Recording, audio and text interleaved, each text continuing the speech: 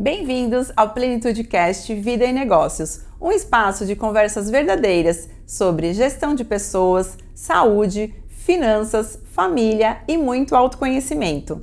E hoje estamos aqui com meu amigo Rafael Barreto.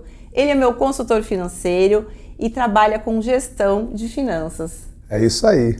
Cara, muito feliz de estar aqui, né? A gente já se conhece há mais de uma década, né, Alaide? E essa parte de consultoria eu aprendi no Sebrae, trabalhei lá 7 anos. E depois desses 7 anos fui me tornar aí um conselheiro empresarial. Uma das minhas primeiras clientes foi você. Uma das minhas primeiras clientes. Então eu estou muito feliz de estar aqui, obrigado pela oportunidade. Barreto, a gente se conheceu no Sebrae num curso de inovação, né? Exatamente. E desde ali, eu olhando você falar de finanças, eu falei, caramba, eu tenho um lado forte de inovação. Mas o meu lado de finanças ainda era um pouquinho debilitado ali, era meio bagunçado, vamos dizer assim, né? E você entrou na minha vida realmente para colocar a escola em ordem, colocar a minha vida em ordem. Bom, e aí a gente vai explicar um pouquinho, né, sobre isso para as pessoas também que têm essas dúvidas, porque a gente hoje tem um monte de perguntas aqui e vamos organizar a vida das pessoas, né? Vamos tentar, né, Barreto? Com certeza. O que foi legal nesse curso de inovação, né, cara, se eu não me engano a gente fez esse curso de inovação, sem mentira, a gente está falando de 2014, 2015. E foi quando eu percebi que vários conceitos de inovação o Colégio ABC já aplicava. Então isso era muito interessante, né?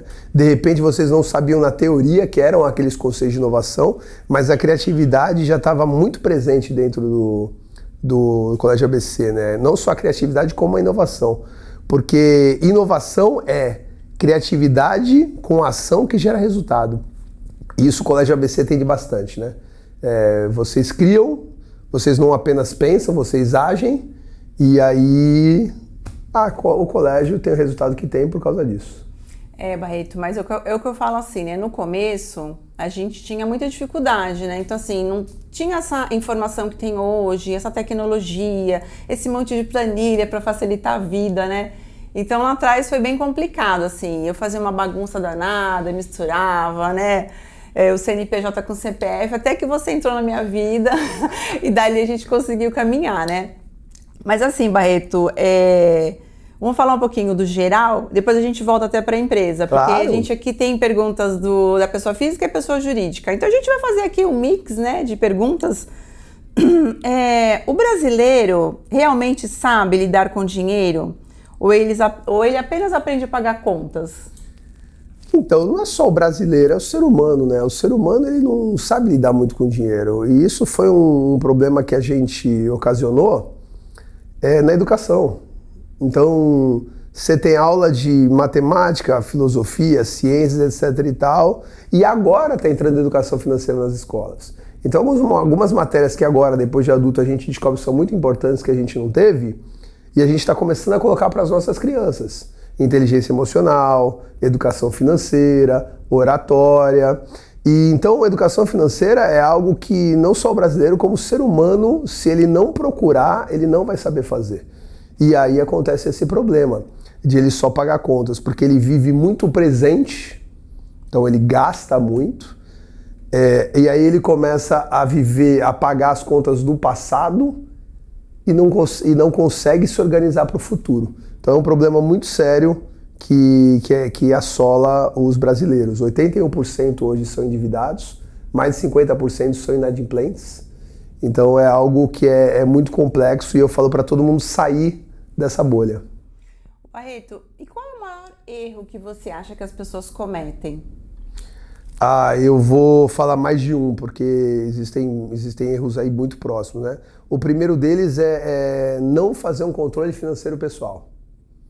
Então as pessoas elas precisam ter um controle financeiro pessoal de quanto dinheiro que entra e quanto dinheiro que sai. Da mesma forma que a gente montou lá no colégio, o fluxo de caixa, você tem que ter um fluxo de caixa pessoal.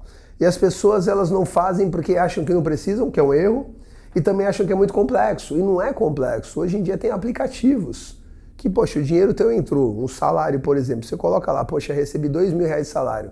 E todo o dinheiro que você gasta, você vai colocando ali. E você começa a olhar no decorrer do mês o quanto você já gastou do seu salário. Porque hoje em dia existem alguns ladrões de dinheiro que você não percebe. Você pega um Uber, aí é R$10 ali. Aí você pega um iFood, R$35 ali. Aí você paga algum serviço de streaming, Netflix. Quando você olha, juntando tudo isso, já correu 30%, 40% do teu salário. Então esse é um erro muito comum de não ter o controle financeiro pessoal. E um outro erro muito comum é não separar todo mês, constantemente, um dinheiro para o teu futuro. Um dinheiro qual você nunca deveria mexer. Então, muitas pessoas perguntaram também sobre a diferença não, a quantidade que a gente tem que separar. Se existe, assim, uma fórmula, né? 10% para uma emergência, para viagem, para o futuro. Então, assim, é difícil, assim, a gente falar, né, Barreto, uma porcentagem, mas, assim, mais ou menos a gente consegue, né, se organizar. A gente consegue, e a primeira vez que eu vi isso foi naquele livro O Segredo da Mente Milionária, do T. Harv Eker. T. Harv Eker, eu acho que é isso. E ele fala o seguinte, as suas necessidades básicas, elas deveriam, e aí vamos falar do ideal, né? As suas necessidades básicas, elas deveriam ser 55% da tua receita. Então, aluguel, luz, água, alimentação, 55% da tua receita. 5% da tua receita tem que ser doação. Chegamos em 60%.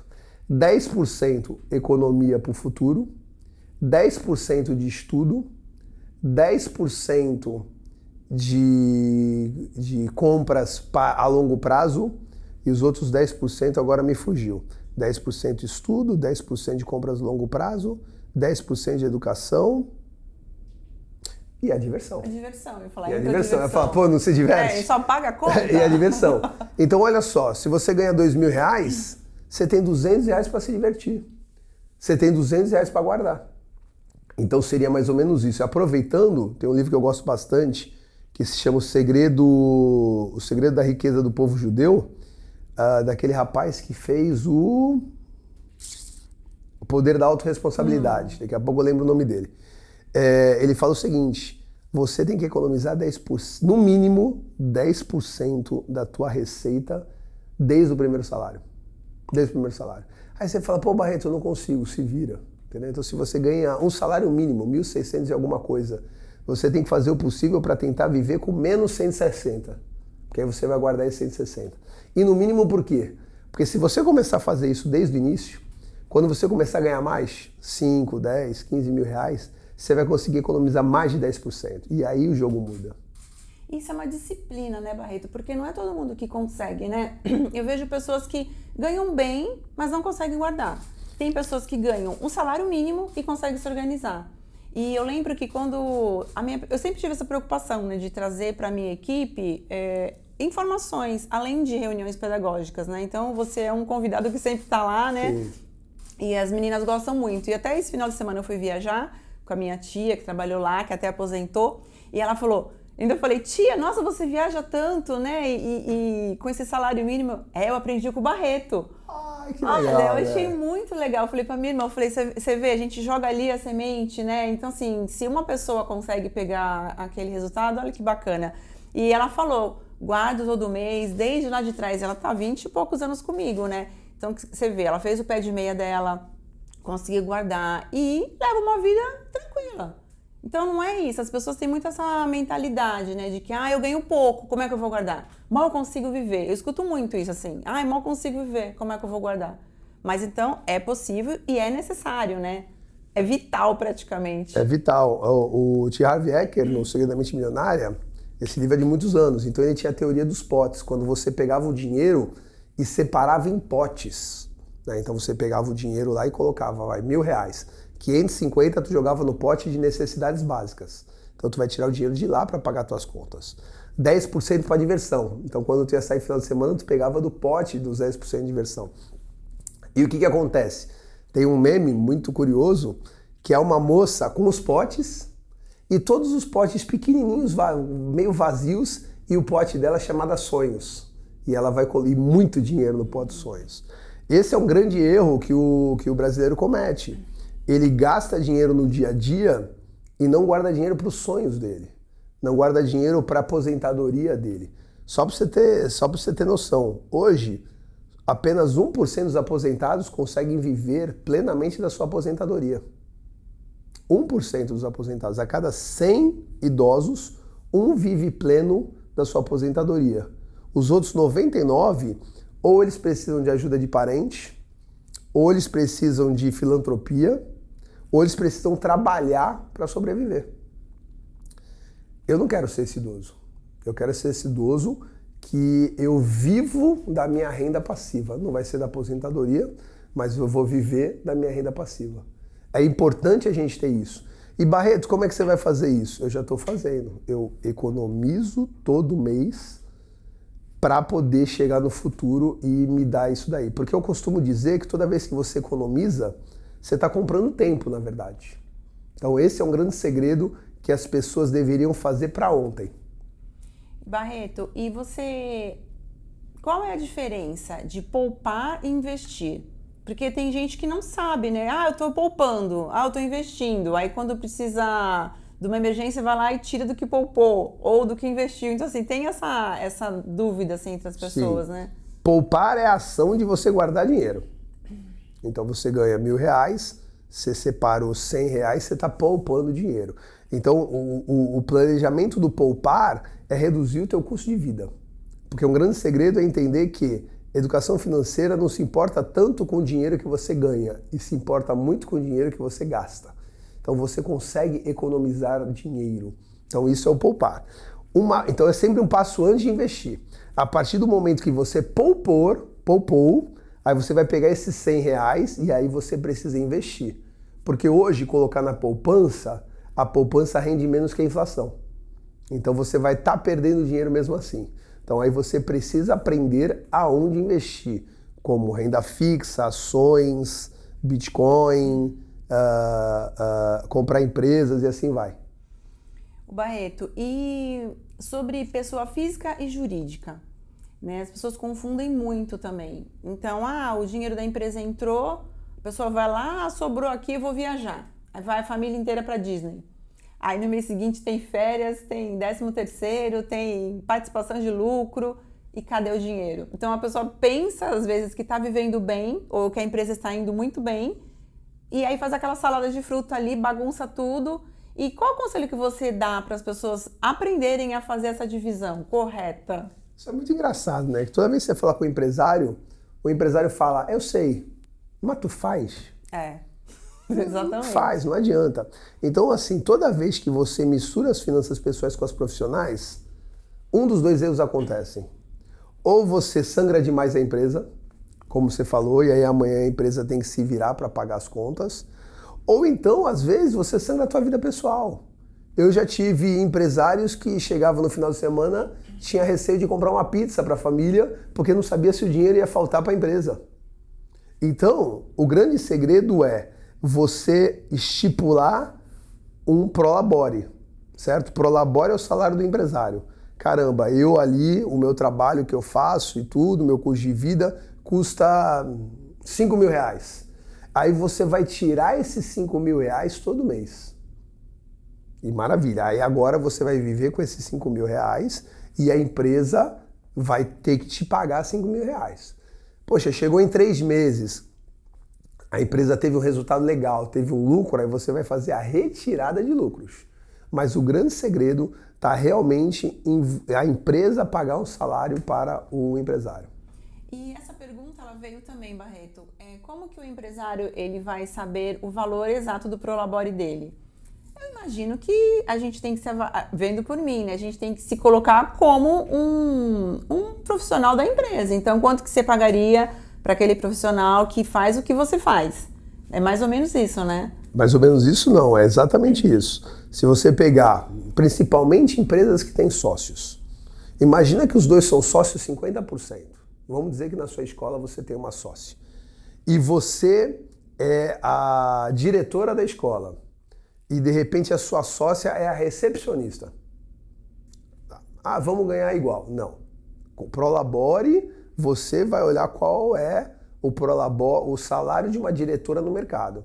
O salário de uma diretora no mercado eu não tenho a mínima ideia, mas vou chutar aqui R$7.000, R$5.000, R$4.000, não sei. Bom, esse é teu salário. E o salário de uma recepcionista? O salário de uma recepcionista é R$2.000.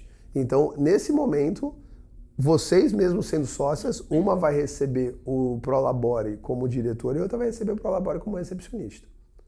Vocês são sócias 50% na retirada dos lucros. E aí sim, na hora que tiver o lucro ou prejuízo, cada uma vai assumir 50%. É assim que funciona.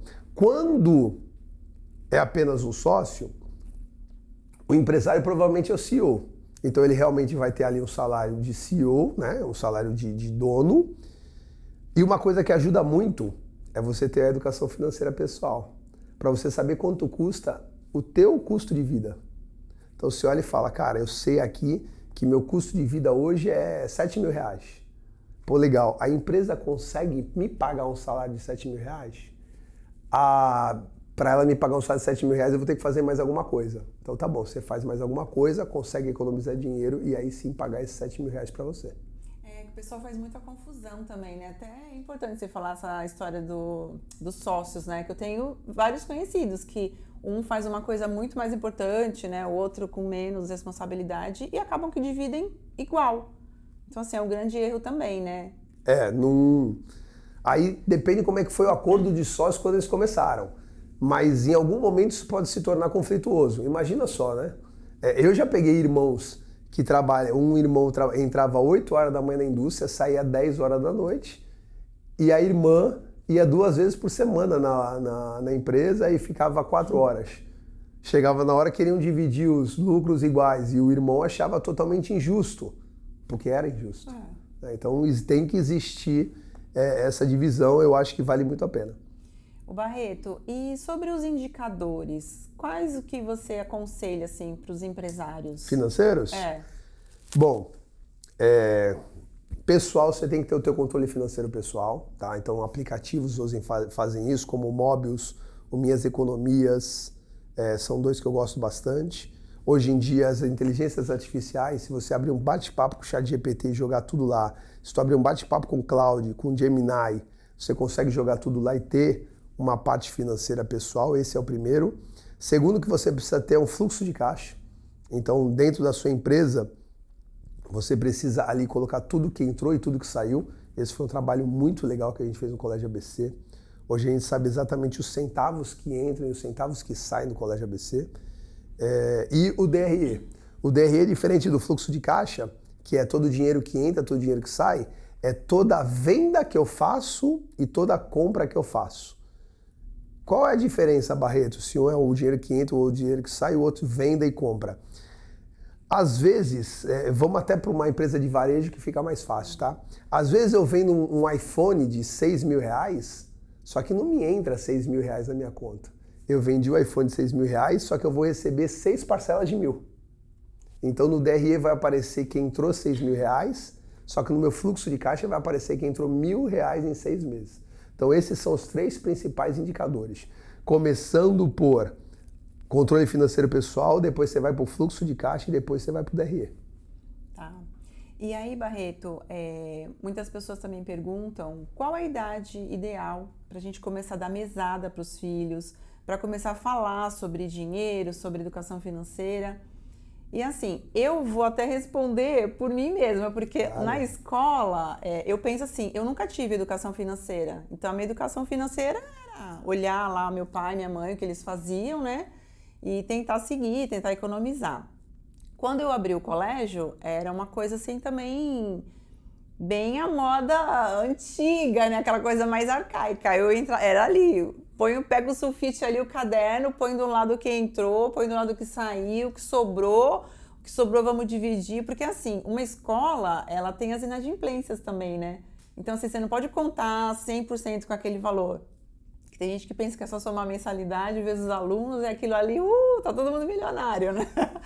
Mas mal sabe que tem muitas coisas por trás, né? Mas na escola, em especial, eu gosto muito dessa parte da educação financeira. Então a gente já traz para os alunos, desde o infantil, eles aprendem a poupar um pouquinho, né? Mas aí no Fundamental 1, no 2 e no médio, a gente entra com um projeto mesmo, que eles têm ali, eles juntam dinheiro, eles vão atrás, eles fazem o próprio negócio.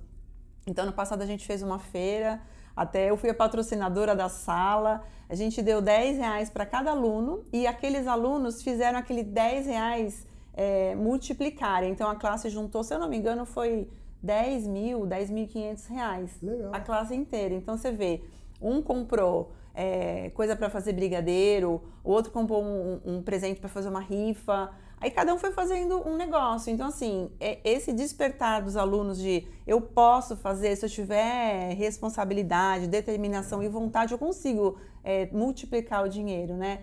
Então, essa parte da educação financeira é uma parte forte também do Colégio ABC. E falar com as crianças, por exemplo, eu tenho meus netos, né? Então, às vezes eles falam, vovó, me dá um dinheiro para mesada. Então, assim, a gente fica, será que tá fazendo certo? Será que não tá? Eu, como educadora, é uma coisa, eu vou lá e faço, eu aplico, eu sei que dá certo. Agora, quando é família, parece que é mais difícil, né? Fica delicado. Será que eu tô mimando? Será que realmente vai entender? Então, o que você acha, assim, que... Cara, uma das primeiras lembranças que eu tenho do meu pai é eu numa quermesse, eu brincando num joguinho, não sei se você conhece aquele joguinho que você pega uma bolinha de ping-pong e você joga e tem que acertar uma das canaletas, né? 100 pontos, 50. E aí o meu pai conhecia a moça, eu fiquei brincando lá. Meu pai falou, depois que a gente jantar, a gente vem aqui e brinca. E aí eu falei, pô, que legal, eu fiquei testando. E aí eu comecei a ficar bom no negócio, né? Eu falei, caramba, eu vou ganhar a melhor prenda. E cara, eu lembro até hoje, se eu não me engano, eu tinha 6 anos. Quando meu pai chegou e perguntou o preço da brincadeira era 200 cruzeiros. 200 cruzeiros. E aí, meu pai falou, não, 200 cruzeiros eu não vou pagar. Muito caro, uma brincadeira pra tu pegar uma prenda porcaria dessas e tudo. E aí eu, com 6 anos, dei aquele espetáculo que qualquer criança mimada faria, né? E comecei a chorar, comecei a ficar triste com meu pai. Meu pai virou pra mim e falou assim, filho, 200 cruzeiros, compra 5 brinquedos daquele ali que tu vai ganhar. E eu não quero saber. Ele abriu a carteira dele e falou, os 200 cruzeiros são seus. Agora você escolhe passear com o pai um dia no centro da cidade para comprar os teus brinquedinhos ou se tu vai gastar lá. Eu peguei os 200 reais, coloquei no bolso, dei a mão para ele e nunca mais voltei. E agora aconteceu uma coisa muito engraçada. Meus filhos estão com 6 anos, eu tenho gêmeos, né, Theo e Gael. E aconteceu a história da Copa do Mundo, né? Do álbum da Copa do Mundo. O álbum da Copa do Mundo, se você comprar poucos pacotinhos de figurinhas e trocar muitas, você vai gastar no mínimo R$1.000. No mínimo R$1.000. Tem gente que vai gastar cerca de 3, 4 mil reais para montar aquele álbum. E o álbum ele fica velho muito rápido. Por exemplo, a gente perdeu a Copa agora, né? Já tem gente que não quer mais olhar pro álbum, porque já tá chateado. Então, eu vi crianças no Instagram queimando o álbum. Né? Por causa que o Brasil perdeu, etc e tal. Bom, o que acontece com isso? Meus filhos queriam um álbum. Só que eu dou R$20 por mês para eles. Eu chamei eles e falei, ó, o papai vai dar o álbum, papai vai comprar as primeiras figurinhas, só que as outras figurinhas vão sair dos R$20 de vocês. Os dois decidiram não ter o álbum. Então eu acredito que é um momento muito importante de você, aos poucos, ensinando a criança o valor do dinheiro. E quando existe o valor do dinheiro para a criança, você tem que tomar muito cuidado também para você não transformar essa criança numa pessoa sovina. Então, do dinheirinho que ela recebe, você tem que ensinar ela a mesclar. Tem um dinheiro que ela tem que guardar, mas tem um dinheiro que ela tem que comprar as coisinhas dela também. Porque pode acontecer um erro no futuro de você mostrar tanta importância do dinheiro que essa criança começa a falar, não vou gastar com nada, eu só vou guardar. Não, é importante também você ensinar ela que ela precisa comprar algumas coisas. Mas você acha, Barreto, que essa coisa de guardar ou não guardar, mesmo os pais ensinando, você acha que isso é da personalidade da pessoa? Porque às vezes o pai ensina ali igual para os filhos, né? E um tem mentalidade de guardar, outro esbanja, né? É complicado. Então, assim, eu acho que isso é da personalidade. Por mais que você ensine, acho que 50% ali você ensinou, os outros 50% a pessoa livre-arbítrio. Você não concorda? Ou não? Não, concordo. Você acha que é ensinável, é treinável? Não, é ensinável. Ensinável é. Só que eu consigo levar um cavalo até um lago. Eu não consigo fazer ele beber água. O cavalo só vai beber água se ele quiser. Sim. Então o que acontece? A gente ensina, a gente leva o cavalo até o lago. Se ele vai beber água, não sei. Então, Quem quer aprender, aprende. Quem quer aprender, aprende. Mas acontece que tem pessoas que não querem aprender. Barreto, agora eu vou falar com você sobre as perguntas que os seguidores me mandaram, tá? Algumas coisas a gente já respondeu, mas a gente pode aprofundar aqui. Existe uma regra para divisão de porcentagem do salário? É o que a gente falou, né? 55% necessidades básicas, 5% doação, 10% diversão, 10% compras a longo prazo, 10% educação e 10% liberdade financeira. Isso é o que o T. Harv Eker ele comenta. Mas você precisa guardar no mínimo 10% do seu dinheiro para nunca mais mexer e 10% para educação. Um erro muito comum também que as pessoas cometem é que elas não guardam dinheiro para educação. E hoje em dia, se você não investir em educação, você não cresce profissionalmente, porque as coisas mudam todo dia. A gente está falando de inteligência artificial que está dominando aí agora todas as falas. É uma coisa que aconteceu há 2 anos atrás.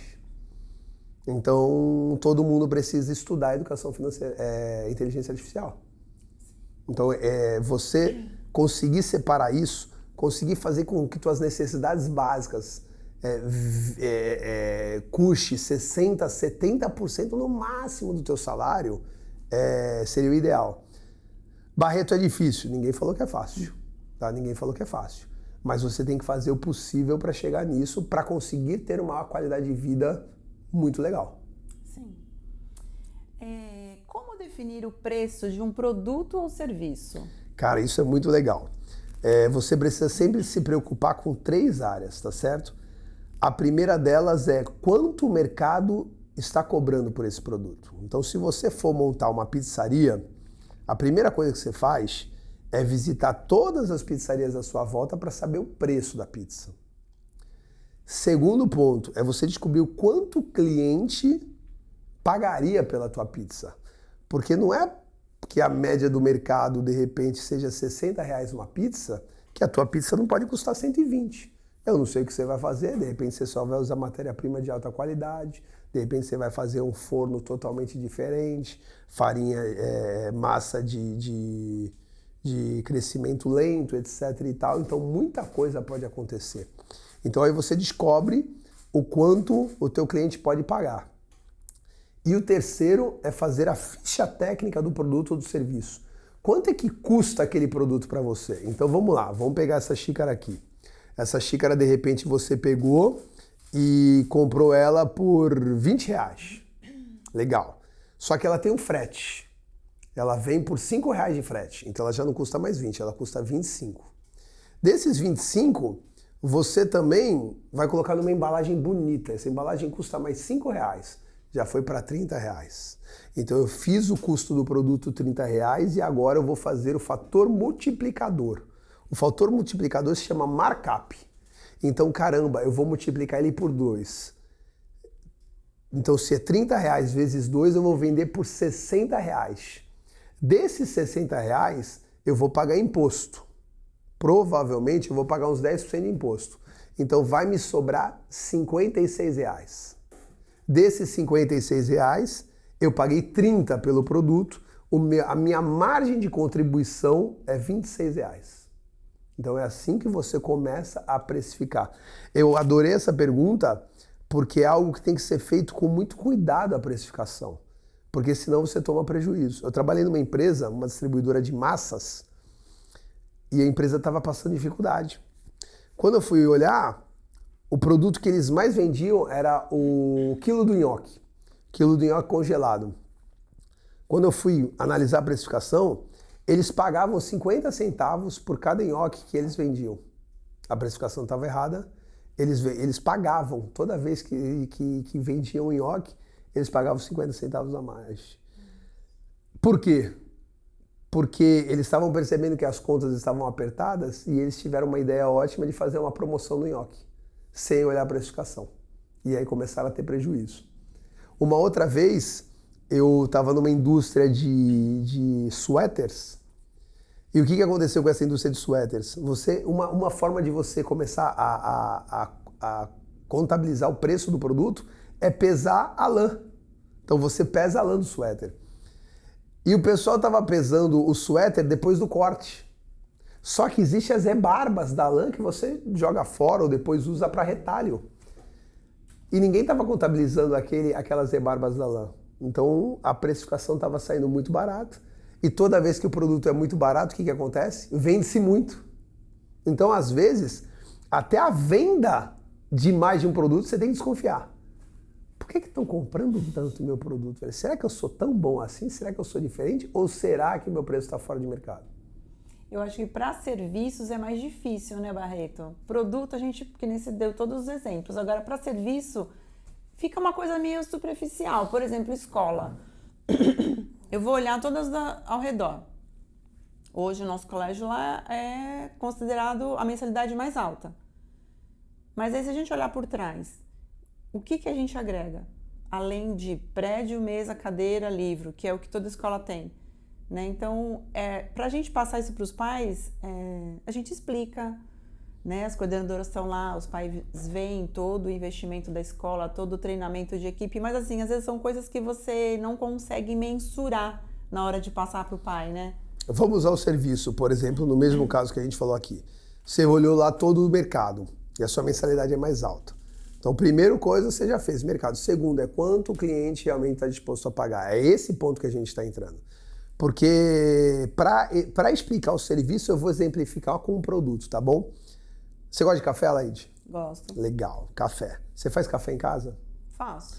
Hoje, meio pacote de meio quilo de melita, se eu não me engano, tá custando uns R$25, não é isso?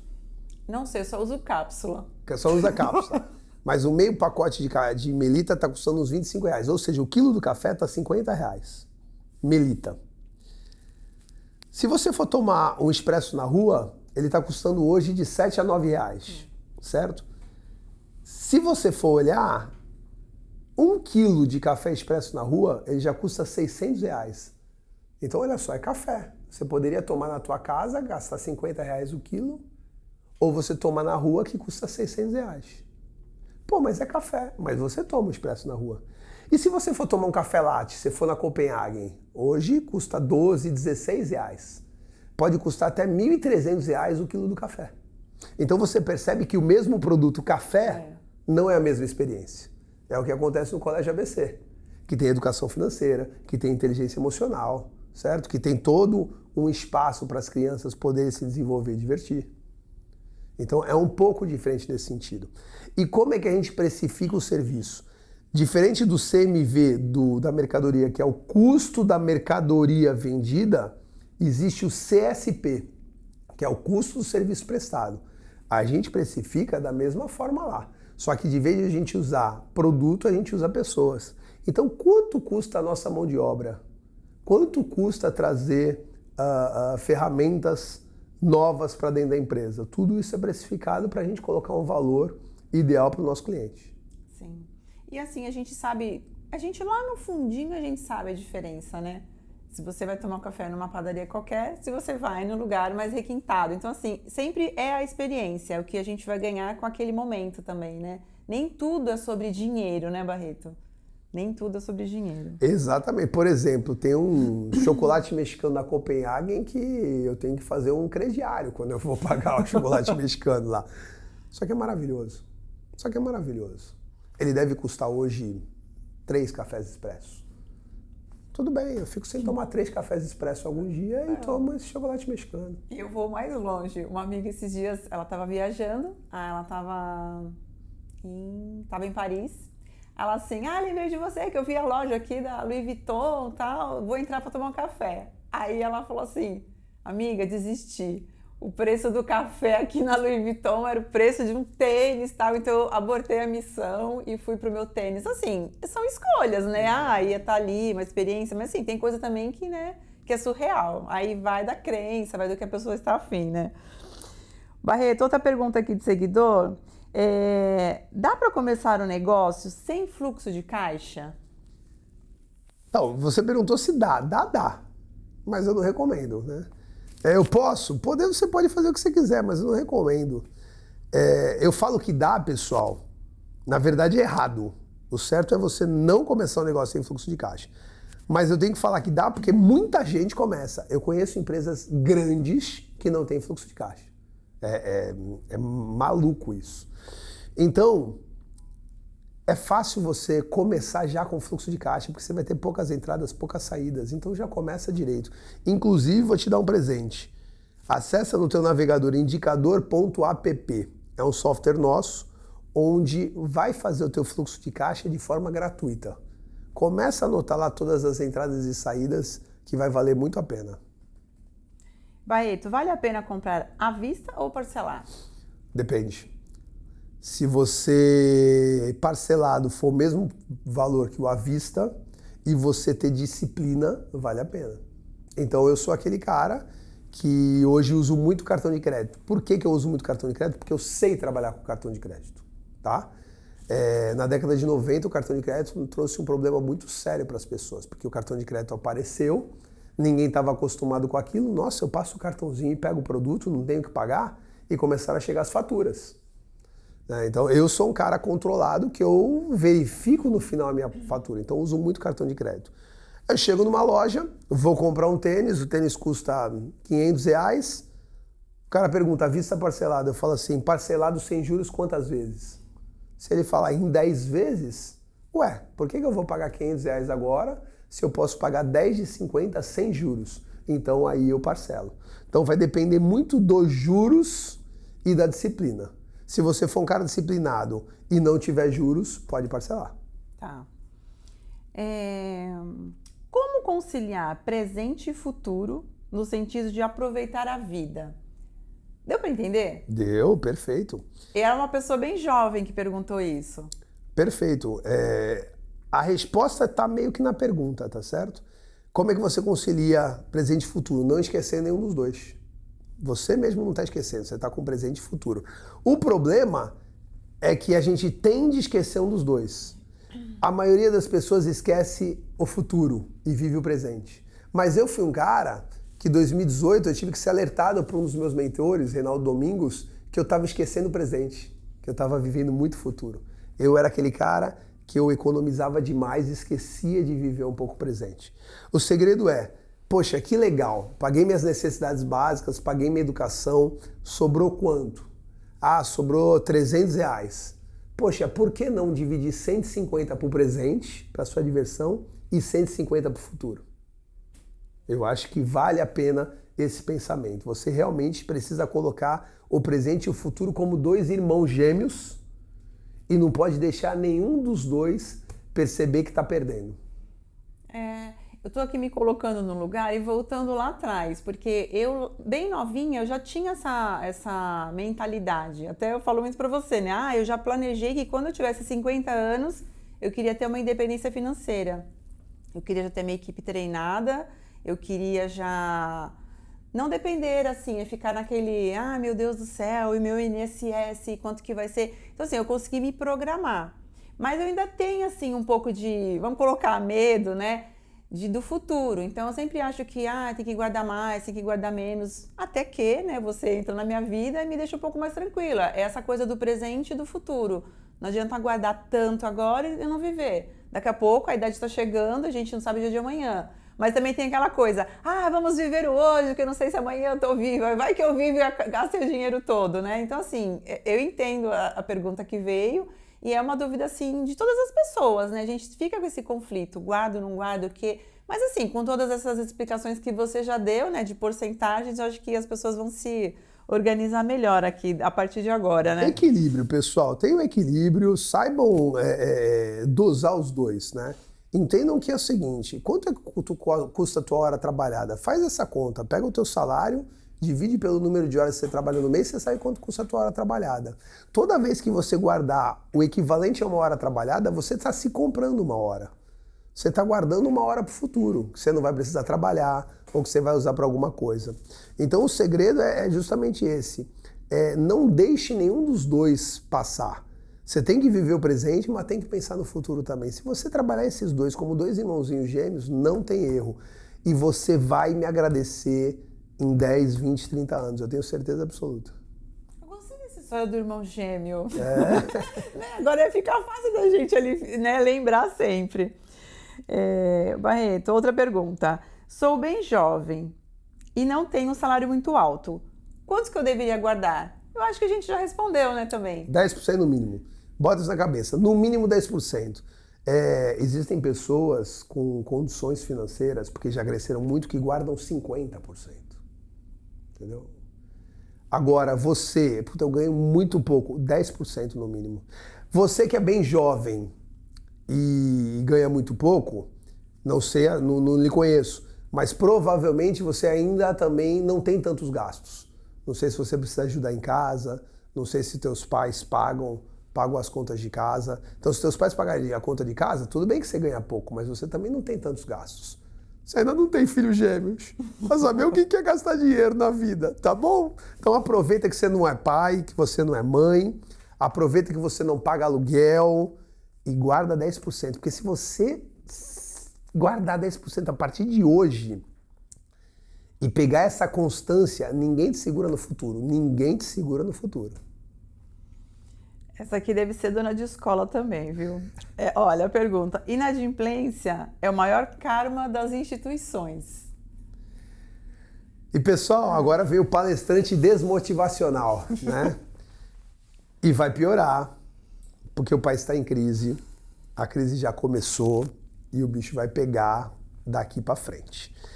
Inadimplência, precisa ter alguém da tua empresa no calcanhar da inadimplência. Tem que ter alguém fazendo todas as cobranças no dia seguinte que o boleto não foi pago, no dia seguinte que o Pix não aconteceu. Tá? Esse foi um trabalho que a gente fez há uns 4, 5 anos no Colégio ABC e deu total diferença. Sim. Tá? Então, o segredo é, o cara mais chato recebe primeiro. Vamos fazer um exercício? Você está endividado com 2 pessoas, a Laíde e com o Barreto. A Laíde é uma fofa. Ela é sua amiga, ela entende, compreensiva. Você está devendo para ela R$1.000 e está me devendo 1.500. Ela é uma fofa, compreensiva. Você fala, não se preocupa com isso, você é minha amiga. Eu sou o cão chupando manga. Eu te ligo e falo, e aí, tu não vai me pagar? Poxa, eu estou esperando, etc e tal. Você vai pagar quem primeiro? A moça legal ou o cara chato? Você vai pagar o cara chato primeiro. Não estou dizendo para você ter uma pessoa chata na cobrança da tua empresa. Melhor, não estou pedindo para você ter uma pessoa agressiva na tua cobrança de empresa, mas essa pessoa, ela precisa se mostrar presente. Oi, tudo bem? Eu vi que você não pagou um boleto de ontem. O senhor não recebeu o boleto? Posso enviar novamente? Passou 2 dias. Olha, ainda não foi acertado aqui. Aconteceu alguma coisa? Posso te ajudar? Passou 1 semana. Olha, ainda não recebemos, a gente precisa organizar isso, porque se você não fizer isso, a tua inadimplência vai aumentar. Vamos lá. Já estou com 45 mais. Qual porcentagem da renda devo investir para ter um patrimônio com segurança? Legal. Pessoal, nunca é tarde para começar, tá bom? Nunca é tarde para começar. Você consegue fazer um trabalho sensacional em 10 anos. Então você vai ter 55 anos e ainda é jovem. Você tem que, no mínimo, guardar 10%. Mas como já passou um tempo, se você conseguir guardar 20%, esse trabalho vai ser mais acelerado. Então, se você conseguir guardar 20%, seria o ideal. Não dá? Guarda 10%. Agora, se você falar que não dá para guardar 10%, é um problema comportamental. Alguma coisa você vai ter que tirar para conseguir guardar, porque senão, no futuro, a vida vai te cobrar. E assim, Barreto, também as pessoas confundem, né, a palavra patrimônio com... tenho um dinheiro guardado, tenho liquidez, tenho patrimônio, às vezes tem patrimônio, mas não tem liquidez, né? Então a gente tem que ter uma balança ali também, né? Eu gosto bastante do termo renda passiva, né? Renda passiva é aquele dinheiro que entra sem você precisar trabalhar. Então, por exemplo, eu tenho meu patrimônio e eu divido ele em 2. Bati no microfone aqui, peço desculpas. Eu tenho patrimônio e divido o meu patrimônio em 2. Eu divido meu patrimônio que me gera renda passiva. Então eu tenho alguns investimentos, eu tenho alguns apartamentos e isso me gera uma renda passiva. E eu tenho um patrimônio que não me gera renda passiva, que na maioria, o principal é a minha casa, certo?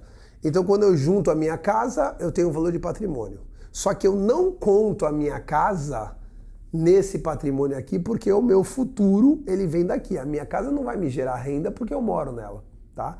Então, às vezes, as pessoas confundem. Ah, eu tenho um carro. Hoje em dia, algumas pessoas compram um carro de mais de 200 mil. Ah, eu tenho meu carro de 200 mil, meu patrimônio. Eu falo, não, isso daí não é um patrimônio que vai te gerar renda passiva. Agora, você tem um apartamento que te gera aluguel, é uma renda passiva. Você tem um dinheiro guardado que te gera R$ 1.500 por mês de rendimento, é uma renda passiva. E agora eu quero mudar o jogo aqui, eu quero perguntar, Laide, como é que foi o começo? Porque hoje, com o número de alunos que você tem, com 2 escolas, é um pouco mais fácil fazer a gestão, né?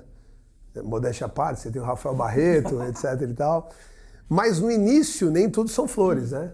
No início, quantas pessoas tinham no Colégio ABC quando você abriu a casa? Quantos funcionários junto com você? Então, nós éramos em 5. 5. Praticamente minha mãe, que não tinha salário, aí tia e mais 2 professoras e eu, né? E... Quantos alunos? 6. Um era meu filho. Tinha um aluno para cada funcionário. Um era meu filho, era bolsa. E aí, assim, eu trabalhava no estado, né? Aí eu juntei lá 1 ano de salário, que não era muito o salário do estado, mas eu juntei ele 1 ano, porque na época meu ex-marido conseguia financiar as coisas da casa e eu guardava meu salário. Vendi um carrinho velho que eu tinha um palhinho lá bem velho, vendi. Então, assim, comecei com aquele dinheiro do carro que eu tinha guardado. E aí garanti ali 6 meses de aluguel. Então eu falei, se tudo der errado, né, eu tenho para pagar o aluguel, honrar as minhas coisas ali. E começou, uma mensalidade aqui, outra ali. Então ficou os 6 primeiros meses praticamente a gente trocando, né, figurinha. E aí no final do ano que eu consegui equilibrar. E aí a gente alugou uma outra casa no segundo ano. Então assim, foi sempre tudo muito justo. Mas o que eu sempre tive comigo é que todo lucro era para a própria escola, sabe? Então assim, eu nunca fui uma pessoa deslumbrada. Por isso que eu falo que a disciplina também importa muito, né? Então eu nunca fui deslumbrada. Então entrava o dinheiro, era para investir na escola, era para guardar, para juntar, para comprar para o outro prédio do lado. Então assim, eu sempre tive muito equilíbrio.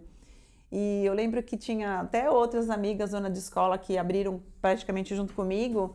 E assim, em questão de 2, 3 anos já trocava carro, pegava carrão, já ia viajar. Eu olhava e falava, gente, será que o problema sou eu, né? Então assim, eu me questionava muito.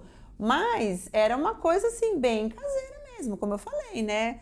Entrou, saiu, o que sobrou vou guardar. E às vezes eu também não tinha essa experiência de, vou me preparar ali para o 13º, que nem quando veio o primeiro PL, eu nem sabia o que era o PL.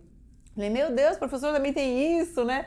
Aí separa PL, aí você programa para férias em julho, aí férias em janeiro, aí... Então assim, eram muitas coisas, né? E a escola foi crescendo, e eu ali, aquele jeito ainda mais caseiro mesmo.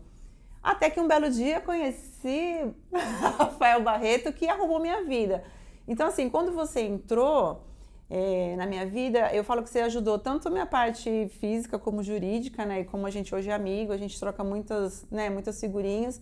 E foi muito importante, assim, a tua presença, porque eu realmente consegui separar, né? Então, olha, isso aqui é da empresa, a gente consegue investir na própria empresa, eu consigo ter o meu prolabore. Então, hoje eu sei exatamente quanto que eu posso gastar, porque antigamente, realmente, eu tirava daqui, tirava dali, né? E dava aquela confusão.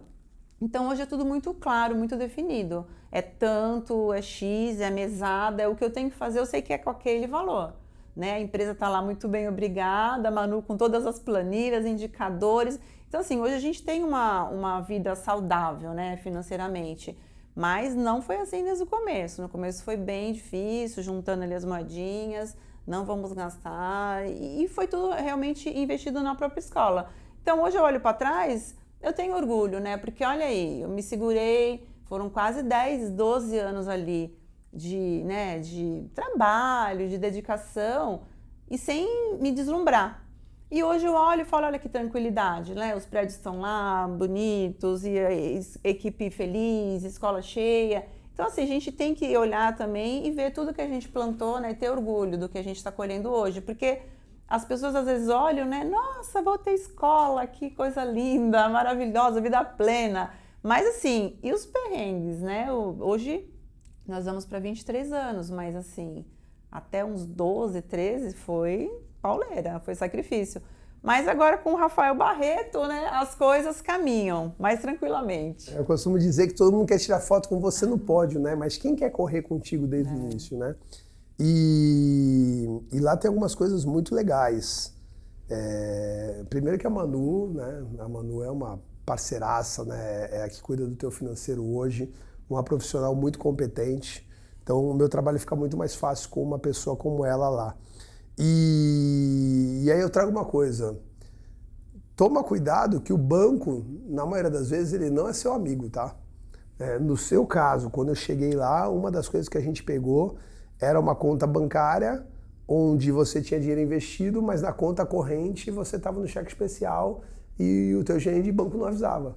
Então você estava pagando alguns milhares de reais de cheque especial porque era uma conta a qual a gente não utilizava mais e por um erro nosso, a gente não estava olhando e o gerente de banco sempre falando, vamos investir mais, mas não avisando que estava no cheque especial. Então você começa a organizar. Hoje, a gente tem controle de todas as contas. Hoje, e é muito fácil trabalhar contigo, né, Laide? Porque você me dá carta branca para algumas coisas, né? Por exemplo, eu te onero, eu coloco uma despesa maior na empresa para ter o que a gente carinhosamente lá chama de gordurinha. É a gordurinha para quê? Para quando chegar um final de ano que você precisa pintar uma escola, precisa melhorar uma quadra, precisa organizar lá, comprar alguns móveis, a gente tem essa gordurinha para não passar perrengue no fluxo de caixa. Porque as pessoas às vezes confundem, né? Uma empresa grande tem muito dinheiro em caixa. Não, não é isso. Porque as receitas são altas, as despesas também são bastante altas. Então empresas como um Pão de Açúcar, como qualquer um deles, tem dia que eles também não pagam as contas do mês não, tá? Tem dia que eles entram em prejuízo. Tem meses que eles entram em prejuízo. E conosco não é diferente. Conosco tem meses que a gente fica muito próximo do ponto de equilíbrio e para isso que a gente faz esse trabalho de formiguinha, de vamos guardar um dinheiro aqui, já que esse foi o mês de mais vacas gordas, para no futuro, quando tiver um mês de vacas magras, a gente poder usar esse dinheiro. E graças a Deus a gente está tendo muito sucesso lá. E você lembra quando veio a pandemia, Barreto? Pandemia. Nossa! Que eu te liguei, eu falei, Barreto, está saindo aluno todo dia, e a gente perdeu mais de 50% de alunos na educação infantil. Eu falei, e agora? O que faremos, né? E foi sufoco, mas a gente conseguiu.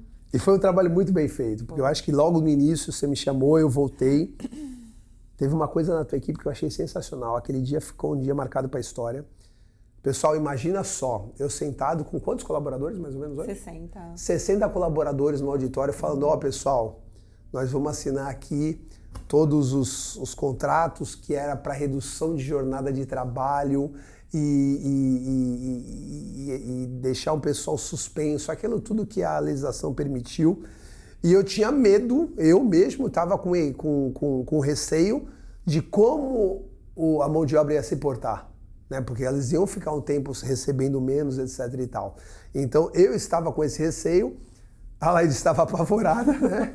E eu tendo que mostrar que não, fica tranquilo, tá tudo certo, mas eu também estava.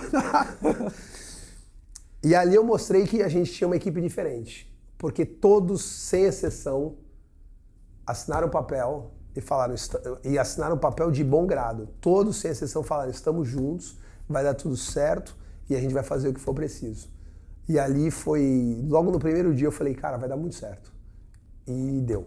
E esse fato que você está contando, eu contei até no meu outro episódio, quando eu falei da pandemia. Eu até chorei aqui, me emocionei, porque foi realmente uma cena que ficou, né? Até coloquei no livro também essa parte, que estava o jurídico também, né? Então estava todo mundo tenso. E a equipe levantou, não, vamos fazer, vamos assinar, você sempre honrou com seus compromissos e a gente está junto. E o lema era, ninguém solta a mão de ninguém. Eu chorei, me acabei, porque assim, né? Aí é o resultado de tudo que você plantou lá atrás, né? Então assim, aí é o teu servir, é o porquê que você faz o que você faz, né, Barreto? Então assim, realmente Eu tenho muito orgulho. Eu tenho muito orgulho da minha história, da escola, de tudo que a gente construiu até aqui, né? Então, nossa, é minha missão de vida, realmente. E receba porque é isso mesmo. As pessoas... a tropa é o espelho do comandante. Então, se o pessoal aquele dia aceitou de bom grado e mostrou... Eu fiquei muito grato eu sou muito grato pela tua equipe. Não só por aquele dia, porque por qualquer outro dia, porque eles me recebem sempre muito bem. Mas se hoje eu sou grato porque eles são muito legais, é porque a comandante dele também é muito legal com eles. Não tenha dúvida. Obrigada. Barreto, e estamos chegando ao fim do nosso episódio. E eu queria deixar uma pergunta que eu faço para todos os convidados. O que é a plenitude financeira para você? Cara, a plenitude financeira para mim, e eu tenho pensado muito nisso, é ter liberdade. Para mim a plenitude financeira é simples, é você ter liberdade de vida, liberdade de escolha. Então eu não penso em dinheiro para ter um carro melhor, para ter uma casa melhor, para viajar todo ano. Eu penso em ter dinheiro para fazer as minhas escolhas, para cuidar muito bem da Bia, do Theo, do Gael e do Picanha, que é meu cachorrinho. Então, plenitude financeira é amanhã você ter uma renda passiva que te dê liberdade para tomar suas decisões. Barreto, eu quero te agradecer mais uma vez. Eu separei aqui uma lembrança, um mimo para você. Opa. Espero que você goste. Você e a Bia vão usufruir. Obrigado, viu? Obrigada. Maravilha! Cara, adoro vela. Gostoso. E olha o cheiro. Delícia, Gostoso, velho. né? Maravilhoso, maravilhoso. Obrigado, eu quero agradecer muito estar aqui. Alaide, quero aproveitar inclusive para agradecer não só o podcast, como a nossa amizade, que realmente é uma amizade, a gente bate papos fora do trabalho, e também a confiança que você teve no meu trabalho aí, que se eu não me engano a gente está indo pro 8º ano junto já, com trabalhos, né, com trabalho de consultoria. Eu sou muito grato e eu sou muito feliz aí pela oportunidade que você me deu. Eu me sinto muito segura com você também, Barreto. Você também é um amigo, a hora que eu preciso, eu ligo, você sempre está ali à disposição. Então, assim, independente de salário, de parceria, a gente é amigo. Eu falo que você é um irmão mais novo para mim. Obrigado. Obrigado a todos que ficaram comigo até aqui. Espero você no próximo episódio. E para você que não se inscreveu no canal ainda, aproveita e se inscreve, deixa seu like e compartilha.